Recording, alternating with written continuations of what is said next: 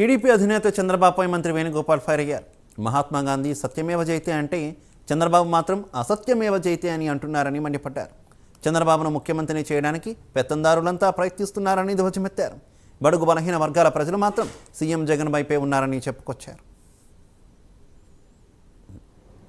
విజయం కోసం ఎన్నైనా అసత్యాలే చెప్పాలని రాజకీయాల్లో ఎదుటి వ్యక్తులపైన క్యారెక్టర్ అసాసినేషన్ చేయడం ద్వారా రాజ్యాధికారం పొందాలని, పొందిన తర్వాత